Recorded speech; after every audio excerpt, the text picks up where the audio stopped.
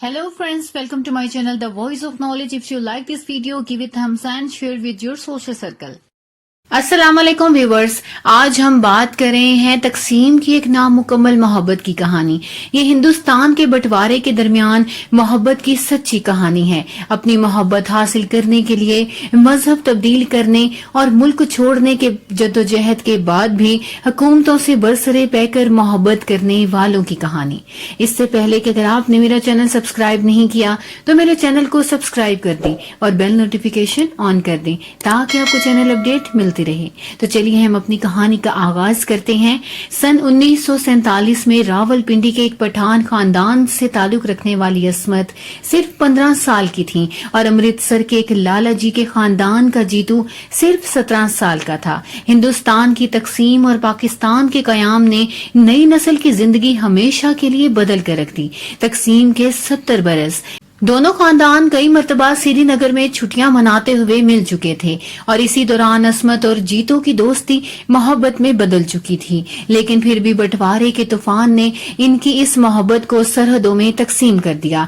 तकसीम के बाद अस्मत समझ चुकी थी कि जीतो का साथ अब इसके लिए बहुत मुश्किल हो जाएगा और मोहब्बत से सरशार अस्मत घर से भागकर हिंदुओं के महाजिर कैंप पहुंच गई। वहां इसने कहा कि मैं एक हिंदू लड़की हूं, अपने माँ बाप से बिछड़ गई हूं, क्या आप मुझे इंडिया भेज देंगे? बंटवारे के बाद के महीनों में दोनों ममालिक की हजारों औरतों को अगवा कर लिया गया था और बहुत सौ की मर्जी के खिलाफ इनका मजहब तब्दील किया गया और शादियां भी हुई। इसीलिए इंडिया और पाकिस्तान की हुकूमतों ने अगवा की जाने वाली औरतों को तलाश करके वापस इनके खानदानों तक भेजने के लिए ऑपरेशन रिकवरी शुरू किया। समाजी कारकुन कमला पटेल इंडिया और पाकिस्तान के महाजिर कैंपों में ऐसी औरतों का तबादला करवाने की इंचार्ज बनाई गयी।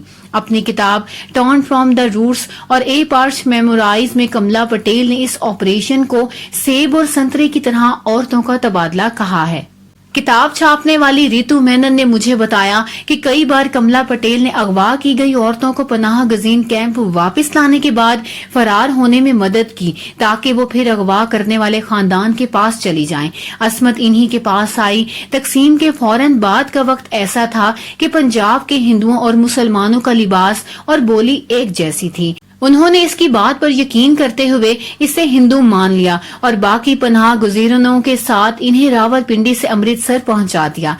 अमृतसर में अस्मत ने जीतो के घर का पता लगाकर पैगाम भिजवाया और जीतो फौरन कैंप पहुंच गया। नाबालिग होने के बावजूद जीतो के माँ बाप की रजामंदी से अमृतसर के गोल्डन टेम्पल में इनकी शादी हो गई। लेकिन सरहदों की परवाह न करने वाली मोहब्बत की इस कहानी में जल्द ही एक मुश्किल मोड़ आ गया। अस्मत के खानदान ने कहा कि इनकी बेटी को अगवा किया गया है और हुकूमत पाकिस्तान इसे ढूंढकर वापस लाए। अगवा होने वाली औरतों को वापस इनके खानदानों तक लाने का दोनों ममालिक का मुआहिदा अस्मत और जीतो की मोहब्बत के आड़े आ गया।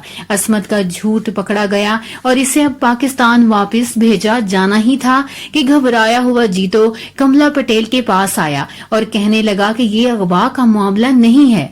अस्मत मुझसे मोहब्बत करती है और अपनी मर्जी से मेरे पास आई है। आपको मेरी मदद करनी होगी। मगर एक नाबालिग लड़की के माँ बाप कैसे मान लेते कि इसे अगवा नहीं किया गया? इस मामले में रियायत मुकम्मल ऑपरेशन बिगाड़ सकती है। कमला पटेल अस्मत या इसकी एक जैसी और दूसरी औरतों को जबरदस्ती वापस भेजने के खिलाफ थी। इसी मसले पर बहस आइन साज असम्बली तक पहुँच गयी। बहुत सी औरतों ने इसकी मुखालफत की लेकिन मुआहिदा जारी रहा।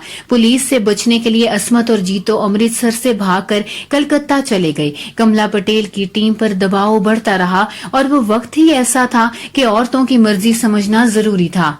रिश्ते अजीब हालात में बन रहे थे और कई बार इनका कायम रहना इनको तोड़ने से बेहतर था। अस्मत और जीतो का मामला भी कुछ ऐसा ही था, लेकिन सरकारी कायदे पर बारीकियां समझना नहीं चाहते थे। आखिरकार अस्मत और जीतो को वापस लाने के लिए अफवाह फैलाई गई कि पाकिस्तान हुकूमत ने ये केस बंद कर दिया है और अफवाह को हकीकत जानकर अस्मत और जीतो वापस अमृतसर आ गए। फिर कमला पटेल ने अस्मत को मनाया कि वो एक हफ्ते के लिए लाहौर जाए। वहाँ की पुलिस کمشنر کے پاس رہ کر اپنے ماں باپ سے مل لے اور پھر اپنا آخری فیصلہ سنائے۔ کملا پٹیل کے لیے اپنی مرضی کے خلاف یہ سب کرنا آسان نہیں تھا۔ ان کی کزن نینا پٹیل نے مجھے بتایا کہ ان پر بہت دباؤ تھا، لوگوں کی زندگی کے فیصلے کرنے کا دباؤ۔ 5 سال تک اس آپریشن میں مہاجر کیمپوں میں رہتے رہتے ان کا کھانا پینا تک چھوٹ گیا تھا۔ آپریشن ریکوری کے تحت 30,000 عورتوں کو ڈھونڈ کر واپس ان کے خاندانوں تک پہنچایا گیا۔ اس میں عصمت اور جیتو جیسے سینکڑوں کیس تھے جن کا کوئی سرکاری ریکارڈ نہیں ہے۔ کملا پٹیل جیسی سماجی کارکنوں کی کتابیں ہی واحد دستاویز ہیں۔ ان کی کتابوں کے مطابق جیتو عصمت کو لاہور چھوڑ کر واپس امرتسر آ گیا اور اس کی آمد کے دن گننے لگا، لیکن چوتھے ہی دن کملا پٹیل یہ جان کر حیران رہ گئیں کہ عصمت کے ماں باپ اسے اپنے گھر لے گئے ہیں اور وہ جلد سے جلد اس سے ملنے وہاں پہنچے، لیکن وہاں کہانی کچھ اس طرح سے بدل گئی کہ عصمت کا لباس اور رویہ بھی بدلا ہوا تھا۔ عصمت بولی، انہیں عورتوں نے مجھے پاکستان نہیں آنے دیا، میرے بار بار کہنے پر بھی نہیں۔ جیتو کا نام سنتے ہی وہ چراغ پا ہو گئی۔ میں اس کافر کا منہ نہیں دیکھنا چاہتی، میرا بس چلے تو میں اس کے ٹکڑے ٹکڑے کر کر کتوں کو کھلا دوں۔ جیتو تک جب یہ خبر پہنچی تو وہ بھاگا بھاگا لاہور گیا، لیکن تب تک عصمت کا خاندان وہاں سے لاپتہ ہو چکا تھا۔ اس کا کہنا تھا کہ عصمت پر ماں باپ کا چاہے کتنا بھی دباؤ ہو، میں ہوتا تو وہ ایسا بالکل نہیں کہتی۔